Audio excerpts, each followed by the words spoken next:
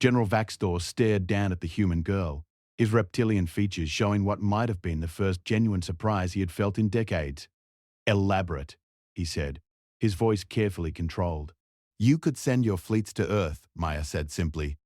Your military might is unquestionable. You could burn our cities, destroy our defenses, kill millions of our people. But then, what would you have accomplished? She began to walk slowly around the classroom as she spoke, her movement casual, yet purposeful. The general's guards tensed, but he held up a hand to stop them from interfering. You would have a dead world, Maya continued, a population of survivors who would never truly serve you, who would pass their hatred of the Imperium down through generations. You would have to station permanent garrisons there, always watching, always ready to crush the next uprising. Earth would become a drain on your resources rather than a source of strength. Perhaps, the general conceded, but a dead world serves as an example to others. Fear of sharing Earth's fate might convince other species to submit more readily. Maya nodded thoughtfully. That is certainly one possibility. But consider this, General. What if instead of inspiring fear, the destruction of Earth inspired something else entirely? She stopped directly in front of him, close enough that his shadow fell across her entire form. Yet still, she showed no sign of fear. What if the other species in the galaxy looked at what happened to Earth and realized that no amount of submission would ever guarantee their safety? What if they understood that if the Imperium could destroy a world simply to make a point, then their own worlds could be next, regardless of their compliance? The general's eyes had become very still, very focused. Continue. In that scenario, General, you would not inspire surrender. You would inspire alliance. Every species that might have remained neutral would suddenly have a compelling reason to band together against the Imperium. Instead of conquering one world, you would create an enemy of the entire galaxy. Maya's voice remained calm, conversational even, as if she were discussing the weather rather than interstellar war. But let us say you avoid that outcome. Let us say your conquest of Earth does inspire the fear you hoped for, and other species submit rather than resist.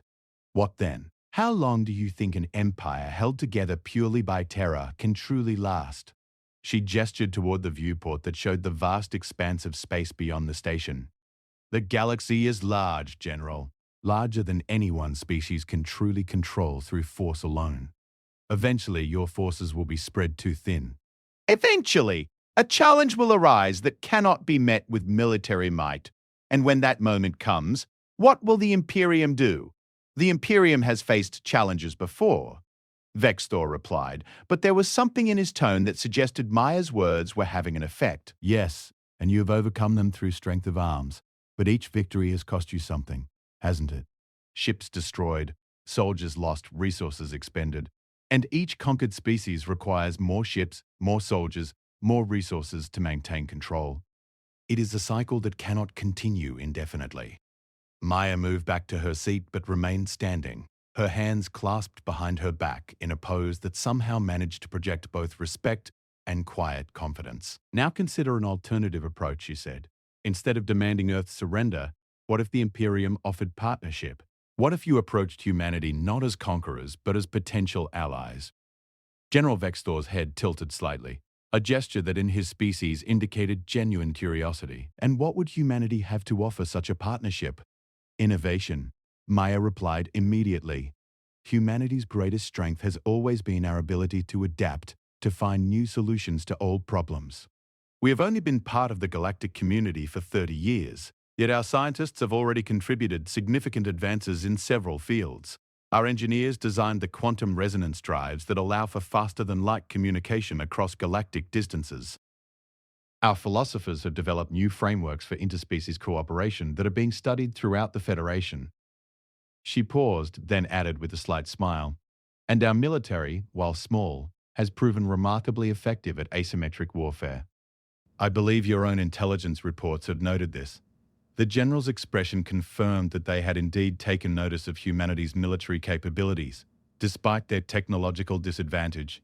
But more than any specific contribution, Maya continued, humanity could offer the Imperium something it has never possessed in its 10,000 years of expansion, which is legitimacy. The word hung in the air like a challenge. Around the room, the other students seemed to be holding their breath. You see, General, the Imperium's greatest weakness is not military. Your fleets are powerful, your armies are disciplined, your technology is advanced. Your greatest weakness is that every species in the galaxy knows that their relationship with you is based purely on your ability to destroy them. They submit because they must, not because they want to. Maya's voice took on a different quality, one of genuine conviction rather than mere academic discussion. But if a species like humanity, known for our independence and our refusal to bow to superior force, were to choose alliance with the Imperium, that would change everything. Other species would begin to wonder what we saw in the partnership that they were missing. They would begin to consider that perhaps there were benefits to willing cooperation with the Imperium that went beyond mere survival. She looked directly into the General's burning eyes. In one generation, you could transform the Imperium from a conquering force that must constantly watch its back for rebellion into the foundation of a true galactic civilization. Instead of ruling through fear, you could lead through strength tempered with wisdom. General Vexthor was quiet for so long that some of the students began to wonder if the conversation was over. When he finally spoke, his voice had lost some of its harsh edge. You paint an attractive picture, young human. But you assume that such a partnership would be possible. You assume that humanity would be willing to ally with an empire that has conquered so many worlds. I assume nothing, General, Maya replied. I simply observe that the current path leads to inevitable conflict, while an alternative path offers possibilities that benefit everyone involved. The choice of which path to follow belongs to those with the power to make such decisions. And if I told you that the Imperium had already decided that humanity represents a potential threat to our expansion, that we have determined it would be easier to absorb your species now while you are still relatively weak, rather than wait for you to become a more significant obstacle? Maya's expression didn't change, but something in the quality of her stillness suggested that she had been expecting this question. Then I would say that such a decision represents a fundamental misunderstanding of what makes humanity dangerous. Explain. You are thinking like a conqueror, General. You see humanity's growing influence and assume that we will eventually challenge the Imperium directly. But that assumption is based on the idea that we think like you do, that we see the galaxy as a zero-sum game where one species' gain must come at another's expense. She moved to the viewport and looked out at the stars. But what if we don't? What if humanity's vision of the future includes a strong draconic Imperium? What if we see your empire not as an obstacle to overcome, but as a potential partner in building something greater than either of us could achieve alone? General Vexthor joined her at the viewport, his massive frame casting shadows across the floor. You would have me believe that humanity harbors no ambitions of its own?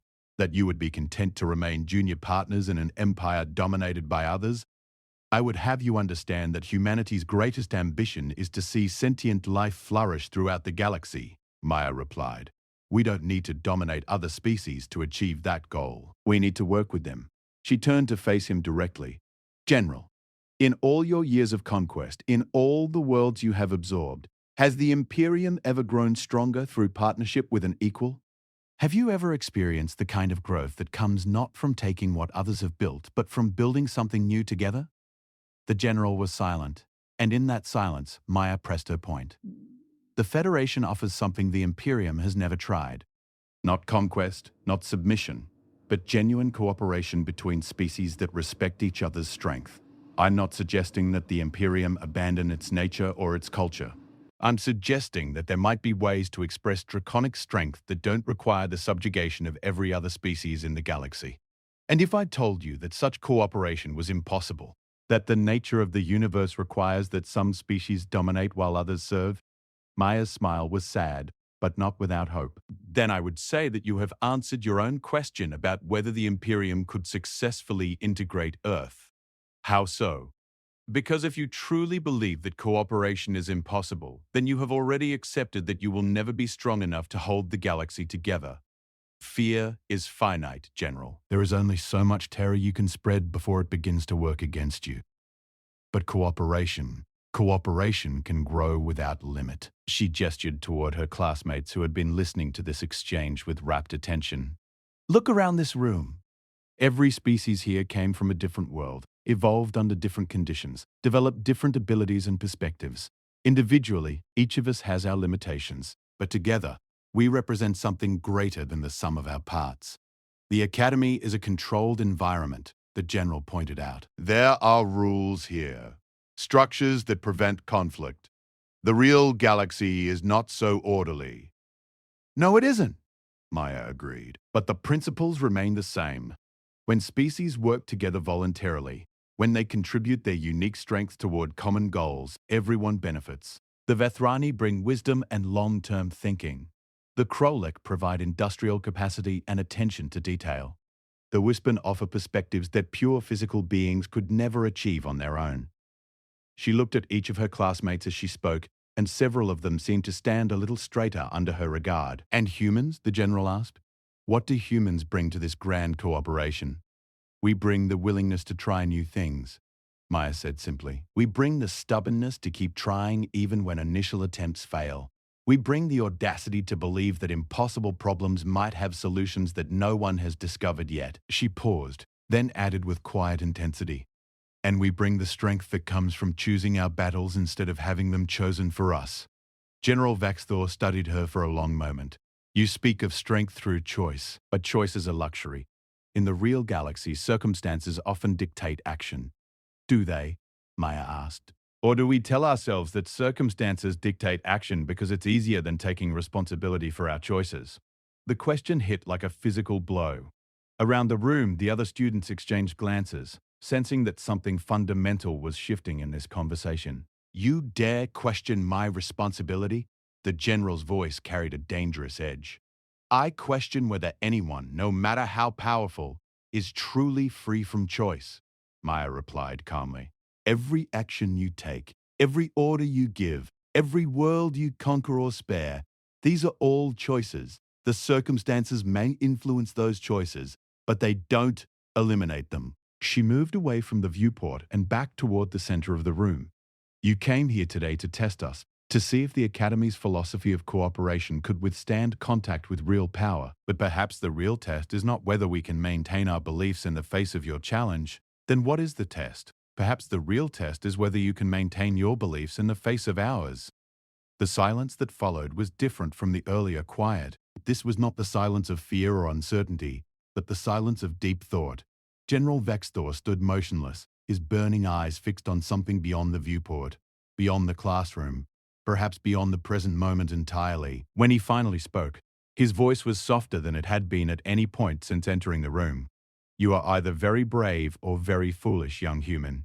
I prefer to think I am very honest, Maya replied, about the choices we all face and about the consequences of those choices. And what choice do you think I face here today? Maya looked around the room at her classmates, at Professor Zethkar, whose crystalline form had slowly shifted from red anger to a complex pattern of colors that suggested deep contemplation, at the guards who stood at attention but whose posture suggested they were listening intently to every word. I think you face the same choice that every sentient being faces every day, she said finally. The choice between fear and hope, between closing your mind to new possibilities or opening it to change, between clinging to the strength you know or risking the discovery of strength you never imagined possible. She met his gaze directly. You could leave this room convinced that humanity and the Academy represent threats that must be eliminated. You could return to your superiors and recommend immediate military action against Earth and the Federation. That would be one choice, and it would be consistent with 10,000 years of Imperium policy. And the alternative? The alternative is to consider that perhaps there are forms of strength that the Imperium has never explored, that perhaps the greatest conquest of all would not be the defeat of another species, but the discovery of what your own species could become if it chose cooperation over domination.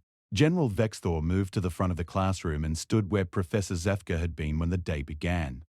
From this position, he could see every student clearly, and they could all see him. Tell me, he said, dressing the room but keeping his eyes on Maya. What would you do if I decided that this human's philosophy was too dangerous to be allowed to spread? What if I determined that the Academy itself represented a threat to galactic stability? The question was clearly directed at Maya. But before she could answer, something unexpected happened. One of the Vethrani students, a young female whose crystalline form had taken on the deep blue of determination, stood up. With respect, General, she said, her voice trembling but clear. That would be your choice to make. But it would not change what we have learned here. A Krolek student joined her, all four arms spread in a gesture of openness. The Academy has taught us that understanding between species is possible. Even if you destroyed this place, that knowledge would remain. One by one, other students began to stand, not in defiance, but in a quiet demonstration of solidarity that transcended species lines. Even the Wispin, whose natural inclination was to avoid conflict of any kind, began to glow more brightly, their ethereal forms taking on a luminosity that filled the upper reaches of the classroom. Professor Zefkar rose as well, his crystalline form now cycling through patterns of color that Maya recognized as the Vethrani expression of profound pride. General Vexthor looked around the room at the assembled students, his expression unreadable. You would all stand with the human? Even knowing that such solidarity might mark you as enemies of the Imperium? We stand with the idea that there are better ways to resolve differences than through force, the Vethrani student replied. Human, Vethrani, Kralik, Wispin, these are just labels. Underneath, we are all trying to build something better than what came before. The general's gaze returned to Maya, who had remained seated throughout this display of support. And you? Will you not stand with your classmates? Maya rose slowly, but instead of joining the group of standing students, she walked directly to where the general stood. When she was close enough that she had to crane her neck to look up at his face, she stopped. General Vexthor, she said formally, I want you to know that I understand the position you are in.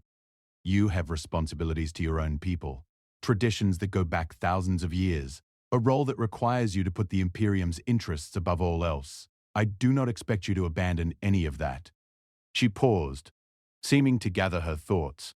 But I hope you will consider that serving your people's interests might not require destroying others, that the strength your species is known for might find its greatest expression not in conquest, but in the courage to try something unprecedented. You hope, the general repeated.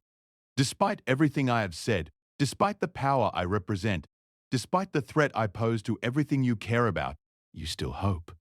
Yes. Why? Maya was quiet for a moment, and when she spoke, her voice carried a depth of conviction that seemed to fill the entire room. Because I have seen what happens when people destroy their weak selves, General. When they overcome their fears, their prejudices, their limitations, they become capable of things they never imagined possible. And I believe that applies to species as well as individuals. She gestured toward her standing classmates. Every being in this room has had to overcome something to be here. The Vethrani had to move beyond their natural isolationism. The Krolak had to learn to value things that couldn't be quantified in economic terms. The Wispin had to accept that sometimes engagement is more important than detachment. Her eyes never left his face. And humans had to learn that being willing to fight is not the same as being eager to fight. That true strength sometimes means choosing not to use all the power you possess. And what would the Imperium have to overcome? The belief that strength can only be maintained through the subjugation of others, the fear that showing any form of vulnerability or uncertainty is a sign of weakness, the assumption that cooperation is just another word for surrender. General Vexthor was silent for so long that some of the students began to shift restlessly. When he finally moved, it was to step back from Maya and address the room as a whole. I came here today expecting to find naive idealists who had never faced real hardship, real conflict, real tests of their convictions, he announced. I expected to demonstrate the futility of your academy's teachings by showing you scenarios where cooperation was impossible, where only force could provide solutions. He looked directly at Maya. Instead, I find myself challenged in ways I did not anticipate. Not challenged to fight, but challenged to think. To consider possibilities I had dismissed without examination. The general moved toward the door, then stopped and turned back. This conversation is not over. The questions you have raised require more consideration than can be given in a single afternoon. But I will say this. He paused, and for a moment his expression showed something that might have been respect. The Imperium will take no action regarding Earth or the Academy pending further evaluation. You have earned that much, young human. Whether you have earned more remains to be seen. As he reached the door, Maya called after him, General? He stopped without turning around. The man who destroys his weak self can never be destroyed by others, she said quietly. That includes entire civilizations, I believe. When you are ready to discover what the Imperium could become if it chose growth over conquest, we will be here. General Vexthor left without another word, his guards falling into formation behind him. The door closed with a soft hiss, leaving the classroom in stunned silence. Professor Zefkar was the first to speak. Miss Chen, he said, his voice filled with wonder. In 30 years of teaching interspecies relations, I have never seen anything quite like what just occurred here. Maya sank into her chair, suddenly looking every bit as young as her 17 years. I hope I didn't make things worse, she said quietly. The Vethrani student who had been the first to stand approached her desk. You showed us something important today, she said. You showed us that strength isn't about dominating others. It's about having the courage to be honest, even when honesty is dangerous. Especially when honesty is dangerous, added the Krolek student. My people have a saying, the merchant who trades in truth may profit less today, but will never lack for customers tomorrow. As the other students began to disperse, discussing what they had witnessed in hushed, excited voices, Maya remained seated, staring out at the stars visible through the viewport. Professor Zethkar approached her desk. Miss Chen, what you did today was extraordinary. But I must ask, did you truly believe the things you said to General Vexthor, or were you simply trying to avoid immediate conflict? Maya looked up at her professor, but dark eyes thoughtful. Both, I think. I do believe that cooperation is stronger than conquest in the long run. But I also believe that sometimes the most important battles are fought not with weapons but with ideas. And if the general decides that your ideas are too dangerous to be allowed to exist, then we will face that challenge when it comes, Maya replied. But at least we will face it knowing that we tried something different, that we chose hope over fear, understanding over hatred. She stood and gathered her belongings. Besides, Professor, I don't think General Vexthor came here to destroy us. I think he came here because part of him was already wondering if there might be a better way. What makes you think that? Maya smiled, the expression transforming her serious features into something much more youthful and optimistic. Because if he was truly convinced that the Imperium's way was the only way, he wouldn't have needed to test our convictions. He would have simply acted. The fact that he came here to challenge us suggests that he wanted to be challenged in return. As she walked toward the door, Professor Zethkar called after her. Miss Chen, what you said about destroying one's weak self, where did that philosophy come from? Maya paused in the doorway. It's something my grandmother used to say. She lived through humanity's first contact with the galactic community, through all the fear and uncertainty and excitement. She told me once that the greatest enemy we would ever face wouldn't be aliens or hostile civilizations. It would be our own tendency to let fear make our choices for us. She looked back at the classroom one more time. I think maybe that's true for every species. The question is whether we have the courage to face that enemy, or whether we let it define who we become. Part 2, The Reflection. 3 days had passed since General Vaxthor's unexpected visit to Classroom Delta. 7, and the ripple effects of that encounter continued to spread throughout Station Kepler. 442. Maya Chen sat in the observation lounge on Deck 15, nursing a cup of synthesized coffee that tasted almost, but not quite, like the real thing. Through the massive viewport, the binary star system that gave the station its name painted everything in alternating washes of gold and amber light. She had come here to think, to process what had happened and what it might mean for the future. But solitude proved elusive. Over the past 3 days, Maya had found herself the center of attention in ways she had never experienced before. Fellow students approached her in hallways with a mixture of admiration and curiosity. Professors nodded respectfully when they passed. Even the station's administrative staff seemed to regard her with new interest. The encounter with General Vexthor had been recorded, as were all Academy classes. Within hours, encrypted copies had made their way to governments and institutions across the galaxy. Maya knew that her words, her actions, her decisions in that classroom were being analyzed by intelligence services, diplomatic corps, and military strategists on dozens of worlds. It was a sobering thought for someone who, just 4 days ago, had been worried about passing her galactic ethics examination. Mind if I join you? The voice belonged to Keithrak, the Vethrani student who had been the first to stand during the confrontation with the general. Her crystalline form shimmered with the soft blue patterns that indicated friendly inquiry among her people. Of course, Maya replied, gesturing to one of the nearby seats designed to accommodate Vethrani physiology. Though I should warn you, I haven't been very good company lately. Kethrak settled into the chair, her form adjusting to its contours with the fluid grace characteristic of her species. I would imagine not. It cannot be easy to suddenly find yourself at the center of galactic attention. Maya laughed, but there was little humor in the sound. That's one way to put it. 3 days ago, the most important decision I had to make was what to have for lunch.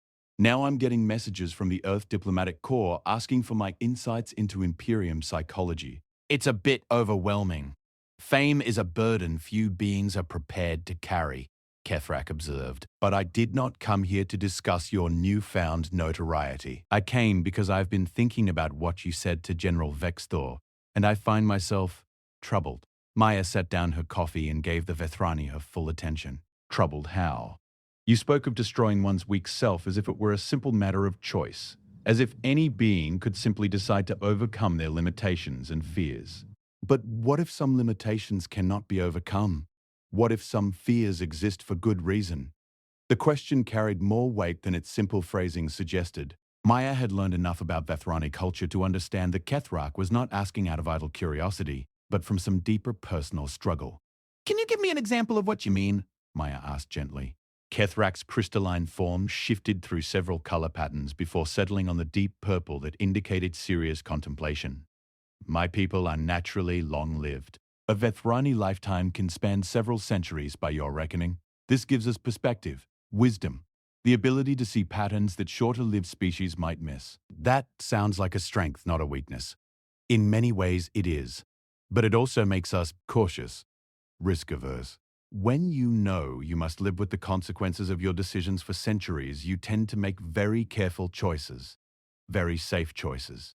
Kethrak looked out at the binary stars, her form taking on some of their golden coloration. I have been alive for 47 years, which makes me barely an adolescent by my people's standards. But I have already seen 3 different galactic conflicts, 2 major economic collapses, and the rise and fall of a dozen different diplomatic initiatives. Each time my people counseled patience, careful observation, gradual involvement. Each time we waited to see how events would unfold before committing ourselves. And you think that was wrong? I think it was safe, Kethrak replied. And safety is not always the same as wisdom. When you spoke to General Vextor, you took enormous risks. You challenged one of the most powerful beings in the galaxy, knowing that he could have destroyed you with a thought. But you did it because you believed it was right, because you believed it might lead to something better. She turned to face Maya directly. I stood with you in that moment, but I wonder, was I truly overcoming my weakness? Or was I simply following your lead? And if it was the latter, then have I really destroyed any part of my weak self, or have I simply found a new form of safety? Maya was quiet for a moment, considering the question. I think, she said finally, that the act of questioning your own motivations is itself a form of strength. Most people never examine their choices that closely. But you did not answer my question. No, I didn't. Because I'm not sure there is a simple answer. Maya shifted in her seat to face Kethrak more directly. When I said that a person who destroys their weak self cannot be destroyed by others, I wasn't suggesting that it's easy to do or that it happens all at once. I think it's more like a process. Something you have to choose again and again in different situations facing different challenges. And the fears that exist for good reason? Maya smiled. Oh, those are the hardest ones to overcome. Because you can't just ignore them or pretend they don't matter. You have to acknowledge that they're rational, that they serve a purpose, and then decide whether serving that purpose is worth the cost.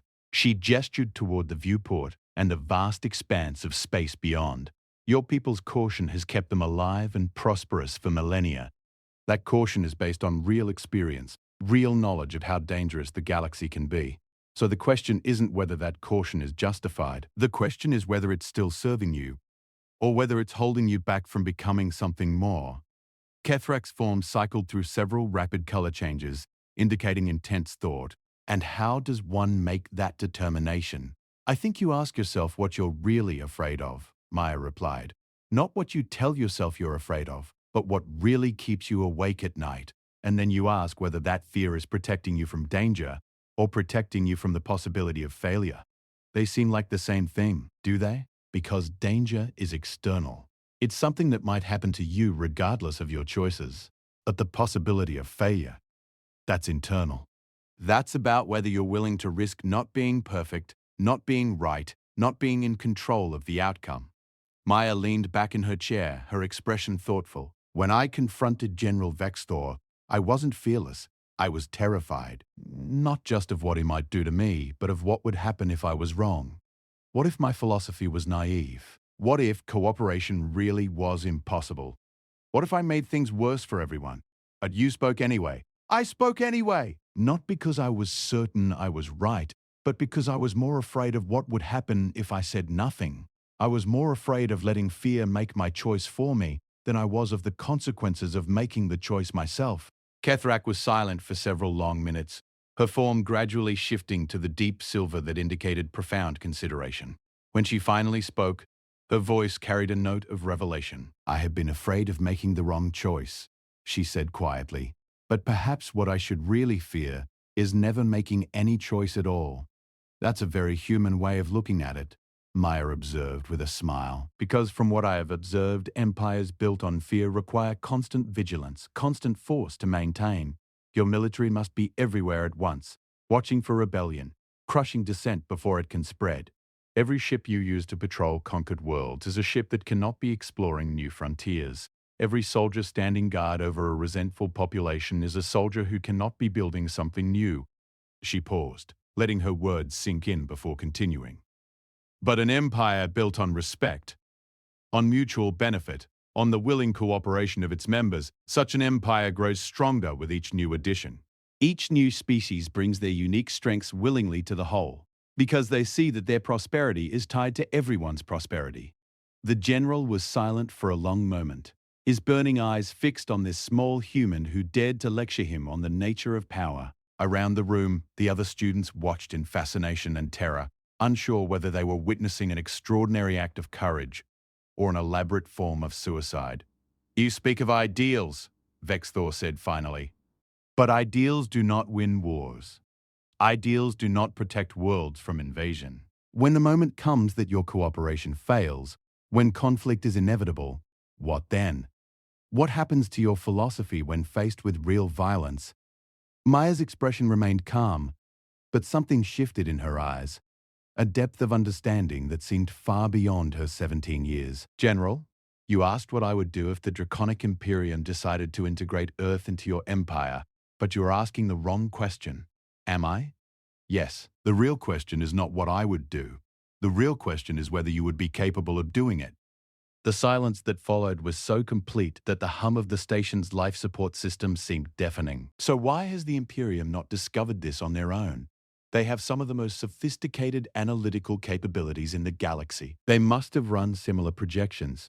Kethrak's form shifted to colors of interest. Perhaps they have different criteria for optimization. What you consider optimal outcomes, they might consider secondary concerns.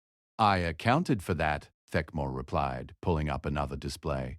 I ran the models using various draconic value systems. Even when I weight the parameters to emphasize military dominance, territorial control, and species prestige, cooperation still produces better outcomes in the long term. He looked up from his tablets, his expression puzzled, which leads me to conclude that the Imperium's current approach is not based on rational analysis of optimal outcomes. It is based on something else entirely. Maya felt a chill that had nothing to do with the station's environmental systems. What do you think it's based on? Fear, Thekmor said simply. The same thing you accused General Vexthor of in your confrontation.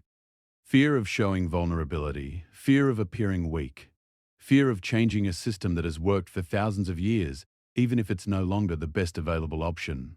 He set down his tablets and regarded Maya with an expression of profound respect. You are not just challenging the General's military philosophy, you are challenging his species' fundamental approach to existence.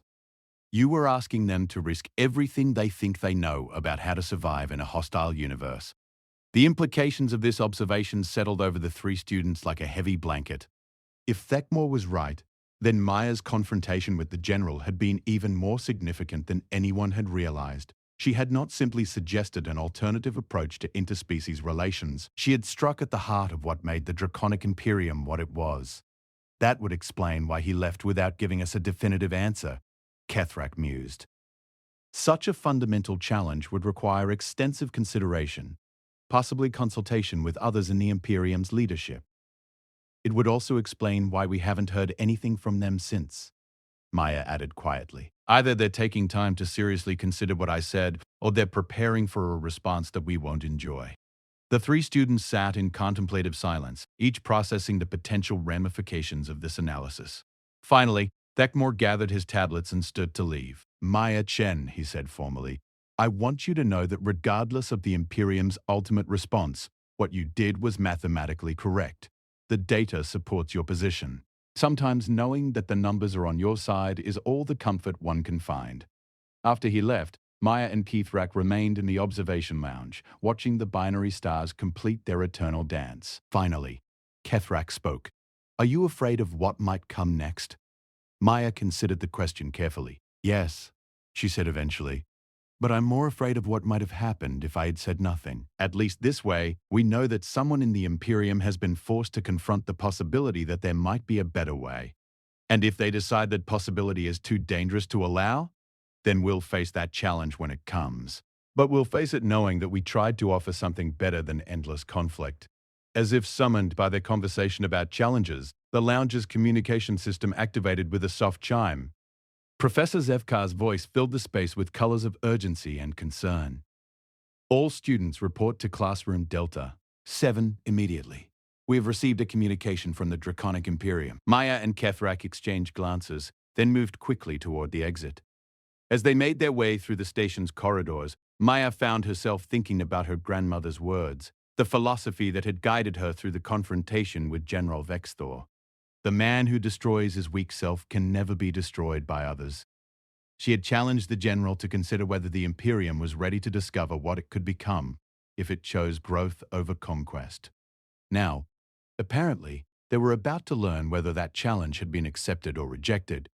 Whatever came next, Maya knew that her own weak self, the part that would have remained silent out of fear, the part that would have chosen safety over honesty, was gone. She had destroyed it in that moment when she chose to stand up and speak her truth to one of the most powerful beings in the galaxy.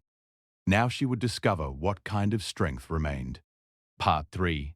The Transformation. The classroom felt different when Maya entered it for the second time in a week.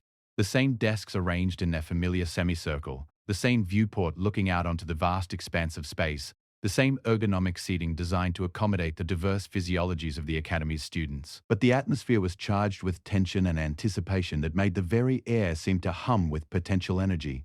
All 23 students had assembled quickly, their various forms of communication having carried Professor Zethkar's urgent summons throughout the station in a matter of minutes.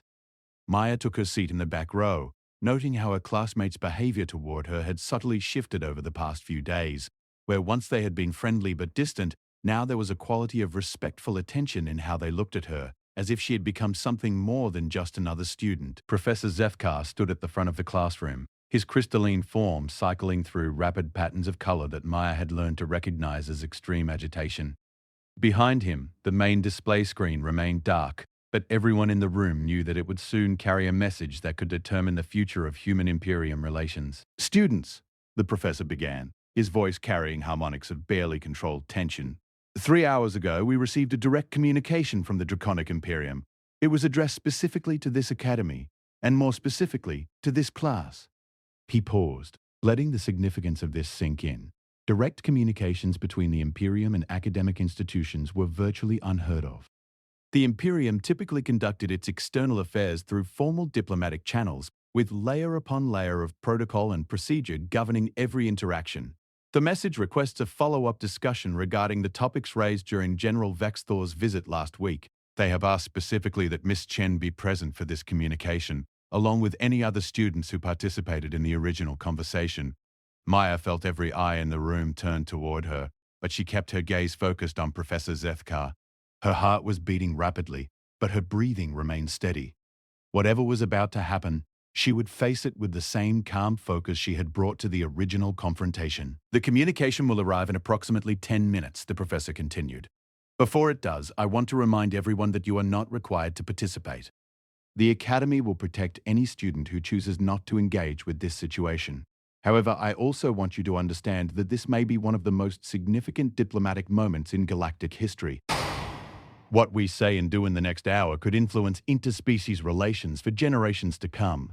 Kethrak raised one crystalline appendage. Professor, do we know who will be speaking for the Imperium? Will it be General Vexthor again? The message did not specify. We must be prepared for any possibility.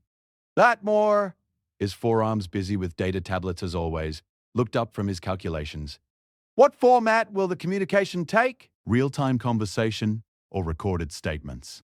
Real-time, with full sensory transmission. They want an actual dialogue, not an exchange of prepared remarks. The implications of this were significant. Real-time communication across the vast distances of space required enormous amounts of energy and sophisticated relay systems. The Imperium was clearly treating this as a matter of considerable importance. Maya raised her hand and Professor Zethkar acknowledged her with a gesture. Professor, have we received any guidance from the Federation about how to approach this conversation?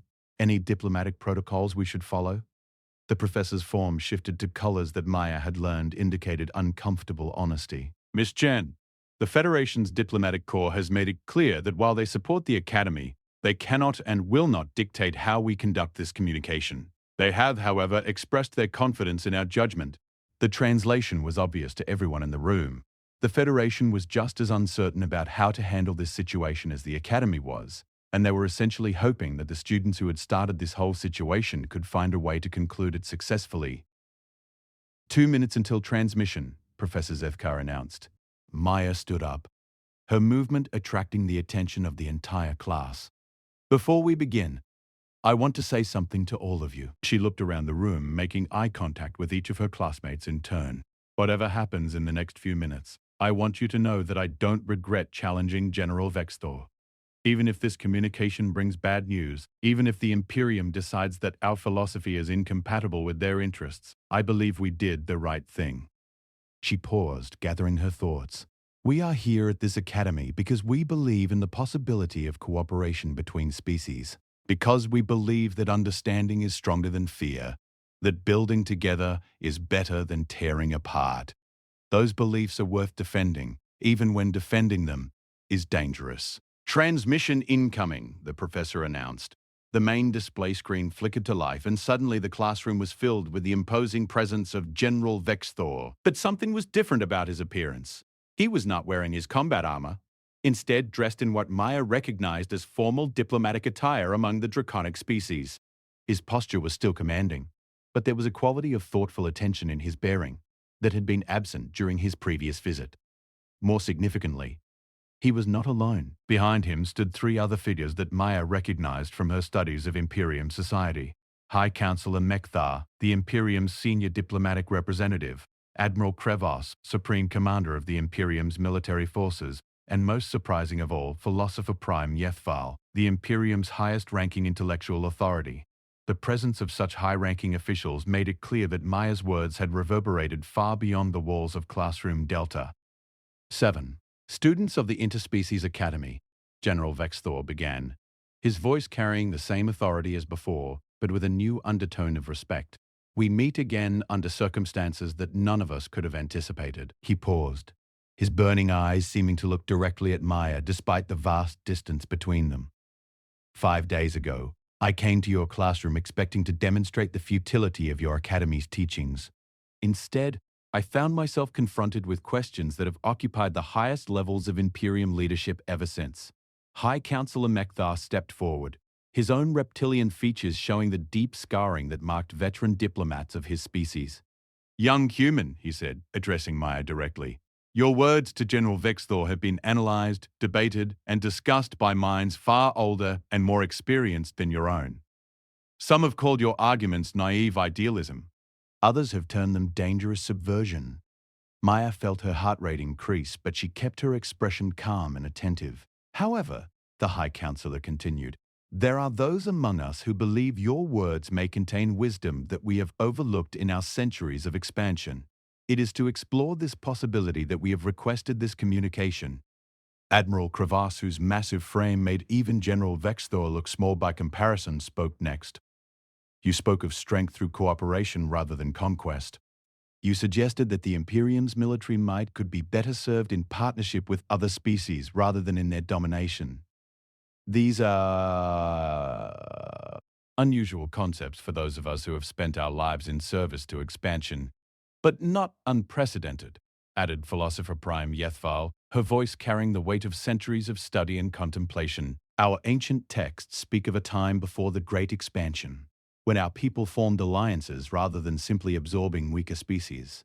These partnerships were abandoned as inefficient, but perhaps we dismissed them too hastily. General Vexthor resumed speaking. We have spent the last 5 days examining every aspect of your arguments, young human. We have run projections, analyzed historical precedents, and consulted with experts in fields ranging from military strategy to economic theory. The results have been illuminating. He gestured to someone off-screen, and the display showed a complex three-dimensional model that Maya recognized as similar to the ones Thakmor had been working on. Our analysis confirms what you suggested, the general continued. In purely mathematical terms, cooperation produces superior outcomes to conquest in virtually every scenario we have examined. The question that remains is whether mathematics can overcome millennia of tradition and cultural conditioning. Maya realized that this was her moment to speak.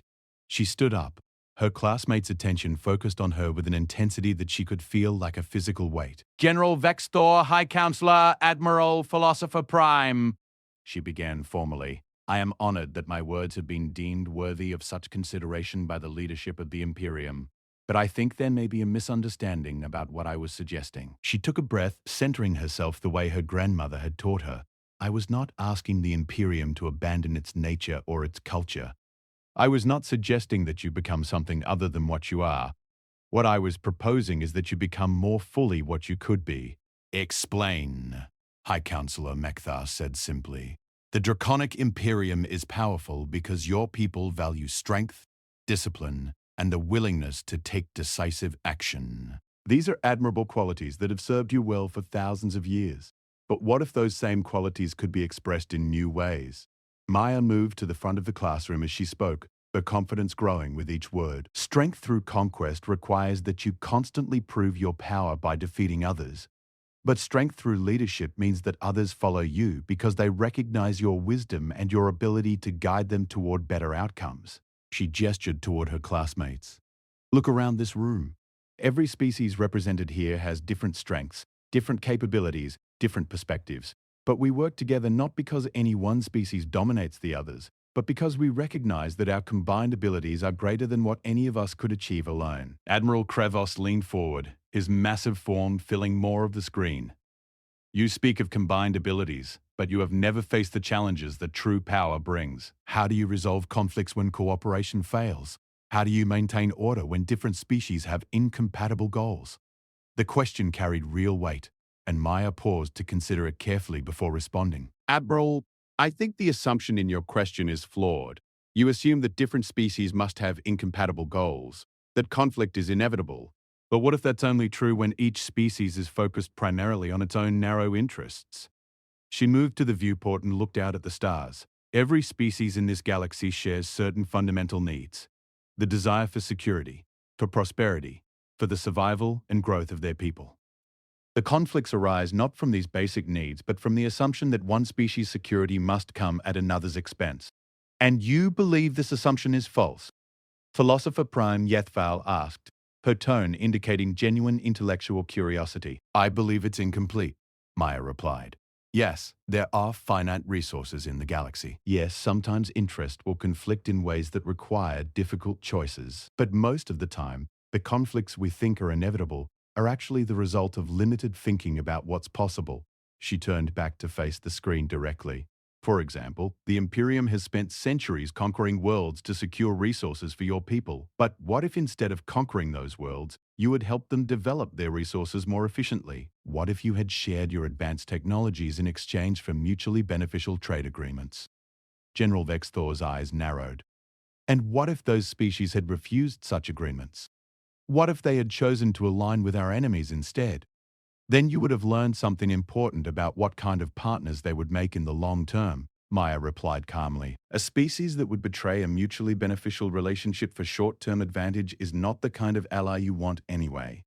Better to discover that through negotiation than through conquest and subsequent rebellion. High Counselor Mekthar stepped forward again. You make it sound simple, but galactic politics are extraordinarily complex. There are species whose very nature makes them incompatible with others. There are conflicts that have lasted for millennia. How does your philosophy address these realities? Maya smiled slightly. High Counselor, with respect, I think you're asking me to solve problems that the Imperium's approach hasn't solved either. How many rebellions has the Imperium faced from conquered species? How many resources have been spent maintaining control over populations that never wanted to be absorbed in the first place? She gestured to her classmates again. The difference is not whether problems will arise. The difference is how you approach those problems when they do. Do you approach them from a position of dominance, where every disagreement becomes a threat to your authority? Or do you approach them from a position of partnership, where disagreements become opportunities to find better solutions? The four Imperium officials conferred briefly in rapid, low-pitched Draconic before General Vexthor addressed the class again. Young human, your words carry wisdom, but wisdom alone does not reshape civilizations. If the Imperium were to seriously consider the approach you describe, it would require changes so fundamental that we would essentially be becoming a different kind of society entirely. Would that be such a terrible thing? Maya asked quietly. The question hung in the air like a challenge. Around the classroom, her classmates held their breath, waiting to see how the most powerful military force in the galaxy would respond to such a direct query. It was Philosopher Prime Yethval who answered. Young human, you ask whether it would be terrible for our society to change so fundamentally. But change is not something that can be imposed from above, particularly not change of this magnitude. Such transformation must come from within, from a genuine recognition that the current path is no longer optimal. She paused, her expression thoughtful. However, your arguments have forced us to confront questions we have not seriously examined for centuries. What is the ultimate purpose of the Imperium's expansion? What are we truly trying to achieve? And are there perhaps better ways to achieve those goals?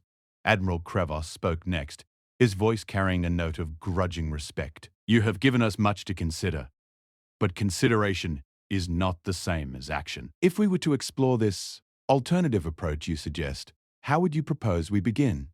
Maya felt her heart leap. This was the opening she had hoped for but hadn't dared to expect. Admiral, I would suggest starting small. Find one species that the Imperium has been considering for absorption and try a different approach. Instead of conquest, offer partnership. See what happens when you approach them as potential equals rather than future subjects. And if this experiment fails? If they interpret our offer of partnership as weakness and attack us instead, then you will have learned something important about that particular species, and you will still retain all of your current military capabilities to respond as you see fit, Maya replied. But if it succeeds, if you discover that partnership produces better outcomes than conquest, then you will have opened a door to possibilities that could transform not just the Imperium, but the entire galaxy. General Vexthor leaned forward, his burning eyes intense with consideration.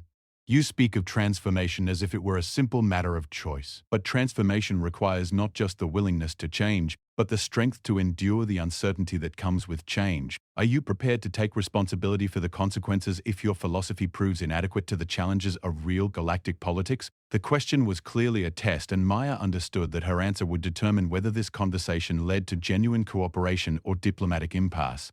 General, she said, her voice steady and clear, I cannot take responsibility for outcomes I cannot control, but I can take responsibility for advocating for what I believe is right, even when that advocacy involves risk. She paused, then continued with growing intensity.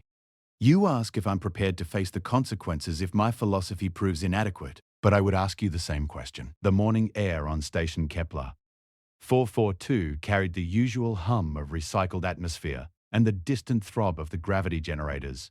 But today, something felt different. In Classroom Delta, 7 of the Interspecies Academy, 23 students from various worlds sat in their ergonomic seats, each designed to accommodate the unique physiological requirements of their species. There were the tall, crystalline Bethrani, with their prismatic skin that caught and refracted the artificial sunlight streaming through the viewport. The squat, heavily muscled Krolak delegates sat in reinforced chairs, their forearms constantly in motion as they took notes on multiple data tablets simultaneously. A pair of ethereal wispin floated near the ceiling, their translucent forms barely visible except for the soft glow they emanated. And then there was Maya Chen, the only human in the class. At 17 standard years old, Maya appeared unremarkable compared to her exotic classmates. She was of average height for her species, with straight black hair pulled back in a simple ponytail and dark eyes that seemed to absorb everything around her without judgment. While the other students chatted excitedly in their various languages about the upcoming galactic ethics examination, Maya sat quietly, reviewing her notes with the same calm focus she brought to everything.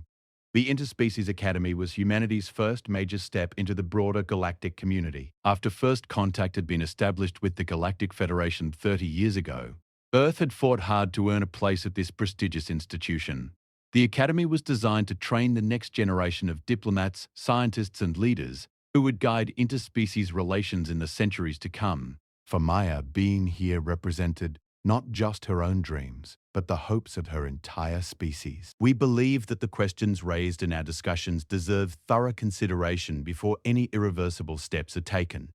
The relief in the classroom was palpable, but Maya sensed that there was more to come. High Counselor Magthar stepped forward. Additionally, the Imperium would like to propose an unprecedented arrangement. We would like to invite a small delegation from the Academy to visit the Imperium capital for extended discussions about alternative approaches to interspecies relations. This would be the first time in our history that we have sought such counsel from outside our own species. Maya felt her knees go weak with surprise, but she managed to remain standing. Around the classroom, her classmates were exchanging glances of amazement and excitement. The delegation would include 3 students and 1 faculty member, the High Counselor continued. The students would be selected based on their contributions to our previous discussions. Miss Chen, we would very much like you to be part of this delegation, if you are willing. Maya looked around the classroom at her classmates, at Professor Zevkar, whose crystalline form was now cycling through patterns of colors she had never seen before, at the viewport showing the vast expanse of space that suddenly seemed full of new possibilities. High Counselor, she said slowly, I would be honored to participate in such a delegation, but I would want to make one thing clear before I accept. Yes? I am not a diplomat or a politician. I am a student who believes in the power of honest conversation between people of goodwill. If I come to your capital, I will come as myself with my own perspectives and my own commitment to finding better ways for species to relate to each other. I cannot promise to tell you what you want to hear, only what I believe to be true. General Vextor's expression showed what might have been the first genuine smile Maya had ever seen from him. Young human, if we wanted to hear only what we wanted to hear, we would not need to invite anyone from outside the Imperium. We are inviting you precisely because you have demonstrated the courage to speak unwelcome truths. The communication continued for another 20 minutes, working out the details of the proposed delegation and the topics that would be discussed during their visit to the Imperium capital. By the time the transmission ended, Maya felt as if she had lived through several lifetimes' worth of experiences. As the display screen went dark and the classroom returned to normal lighting, the full implications of what had just occurred began to sink in. The Draconic Imperium, one of the galaxy's oldest and most powerful civilizations, had just agreed to seriously consider abandoning conquest in favor of cooperation. It was a development that would have seemed impossible just a week ago. Professor Zevkar approached Maya's desk, his crystalline form now showing the deep gold patterns that indicated profound respect and pride. Miss Chen, he said quietly, I have been teaching interspecies relations for 3 decades, and I have never seen anything like what you accomplished today. I didn't accomplish anything by myself, Maya replied, looking around at her classmates. Every person in this room played a part. Kethrak gave me the courage to continue when I was doubting myself. Akore provided the analytical framework that proved our arguments were sound. Everyone who stood up during General Vexthor's first visit showed that these ideas had support beyond just one human student. She stood and addressed the entire class. What happened here today isn't the end of anything. It's the beginning of something that's going to require all of us working together to see through to completion. The Imperium is willing to consider change, but change is hard. It requires patience, understanding, and the willingness to keep trying even when progress seems slow. What you're saying, Kethrak observed, her crystalline form shimmering with excitement, is that destroying our weak selves is not a one-time event. It's an ongoing process, something we have to choose again and again. Exactly, Maya replied. And that's true for individuals and for entire civilizations. The Imperium is facing the choice between their current identity and a new understanding of what they could become. That's not an easy choice for any society to make. As the students began to disperse, discussing the extraordinary events of the day in excited voices, Maya remained at her desk, looking out at the stars. Her grandmother's words echoed in her mind. The man who destroys his weak self can never be destroyed by others. Today, she had seen the truth of that philosophy in action. By choosing growth over fear, honesty over safety, and cooperation over domination, she had not only transformed her own understanding of what was possible, but had opened the door for an entire civilization to consider a similar transformation. The journey ahead would be challenging. Changing the fundamental nature of how species related to each other in the galaxy would not happen overnight. There would be setbacks, disagreements, moments when the old patterns of conflict and competition would seem easier than the hard work of building something new. But for the first time since humanity had joined the galactic community, Maya felt genuine hope for the future, not because the challenges had become easier, but because she had seen that change was possible when beings of different species chose to listen to each other with open minds and open hearts. The weak self that would have remained silent in the face of power had been destroyed. What remained was the strength that came from knowing that even the mightiest civilizations could choose to grow, to change, to become more than what they had been before. And that strength, Maya knew, was truly indestructible. As she gathered her belongings and prepared to leave the classroom, Maya caught sight of her reflection in the viewport. The young woman looking back at her seemed different somehow. Older, more confident, marked by the knowledge that she had played a role in something that might change the course of galactic history. But more than that, she was marked by the understanding that destroying one's weak self was not about becoming invulnerable. It was about becoming the kind of person who could face any challenge with honesty, courage, and the unwavering belief that there were always better ways to solve problems than through force and fear. The galaxy was vast and full of unknowns. But Maya Chen was no longer afraid of what might be waiting in the darkness between the stars. She had learned that the greatest strength came not from the ability to destroy others, but from the willingness to build something better together. And that was a lesson that could transform not just individuals, but entire civilizations. Is it? I thought it might be a very Vethrani way of looking at it once I allowed myself to consider the possibility. Their conversation was interrupted by the arrival of another figure in the observation lounge. Thekmor, one of the Krolok students, approached their seating area with the careful, deliberate movements characteristic of his species. His forearms carried various data tablets and analysis devices, and his expression showed the intense focus that Krolok brought to any problem they considered worthy of their attention. Maya Chen, he said without preamble. I have been analyzing the conversation you had with General Vextor, and I have questions. Maya suppressed a sigh. Over the past 3 days, she had answered more questions about that encounter than she cared to count. But Thakmor was a friend, and his analytical approach often revealed insights that others missed. What kind of questions? She asked. Thakmor activated one of his tablets, which immediately displayed a complex three-dimensional model that Maya didn't recognize. I have been running economic projections based on the scenarios you discussed with the general. Specifically, I have been modeling the resource costs of conquest versus the potential benefits of voluntary cooperation. He manipulated the display with 2 of his arms while the other 2 continued to work on different tablets. The data is fascinating. In every model I have constructed, voluntary cooperation produces superior long-term outcomes for all parties involved. The Imperium would benefit economically, militarily, and politically from partnerships rather than conquests. That's good to know, Maya replied, uncertain where this was leading. But here is what troubles me, Thekmor continued, his 4 eyes focusing intently on the data. The models clearly show that cooperation is the optimal strategy. The mathematics are unambiguous. Professor Zefkar, an elderly Vethrani whose crystalline form had taken on the deep amber hue that indicated advanced age and wisdom among his people, was explaining the complex ethical frameworks that governed interspecies warfare when the classroom door burst open with a sound like thunder. The figure that entered commanded immediate silence. General Vaxthor of the Draconic Imperium stood nearly 3 meters tall, his reptilian form encased in the distinctive black combat armor of his elite military caste. His scales gleamed like obsidian under the classroom lights, and his eyes burned with the cold intelligence that had made him legendary across the galaxy. Behind him marched 6 of his personal guard, their synchronized steps creating a rhythm of barely contained violence. The Draconic Imperium had been humanity's greatest concern since joining the galactic community. Their philosophy of strength through conquest had led them to absorb dozens of weaker species over the millennia, and recent intelligence suggested they were considering whether humanity was ready for integration into their empire. The fact that General Vexthor himself had come to this classroom was both unprecedented and terrifying. Professor Zefkar's crystalline form flickered with colors of distress and uncertainty. General Vexthor, this is unexpected. We are in the middle of a class session. The general's massive head turned toward the professor with predatory grace. When he spoke, his voice carried the authority of someone accustomed to absolute obedience. I am aware of what you are doing, Professor.